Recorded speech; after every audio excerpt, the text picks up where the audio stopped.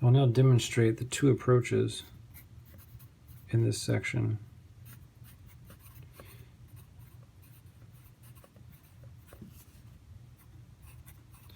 To finding f inverse prime at a location. I'll just use an example. I'll just pick a rational function.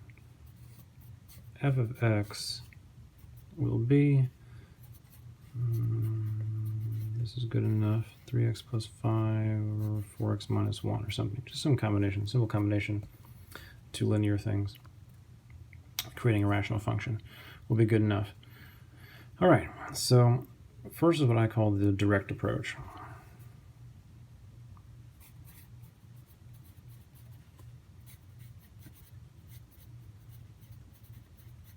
So the direct approach is, well, I want to find the derivative of the inverse, so I will first find the inverse. So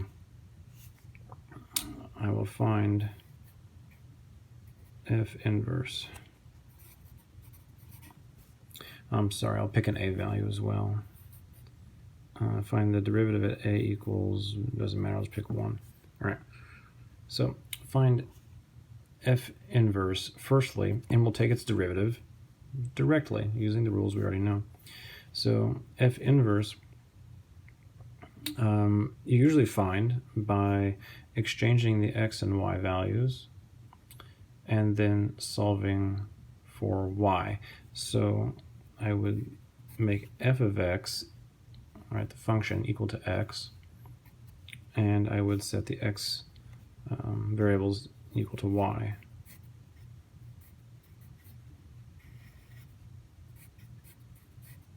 This is something you should have done in pre-calc, most likely. So now we'll solve for y.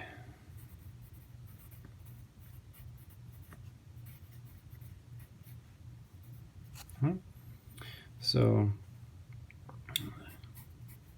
we'll just move the 4y minus 1 and multiply both sides by 4y minus 1, and it will appear on the left and disappear from the right.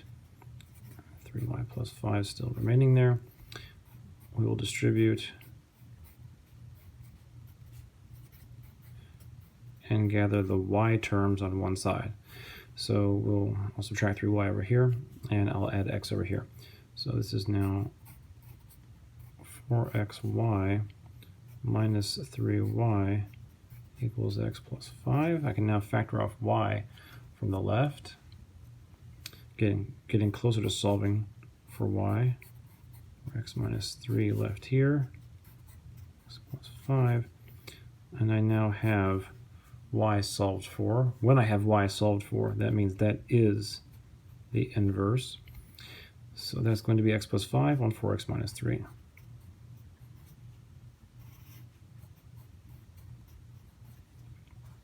All right, so now I want to find the derivative of this at 1.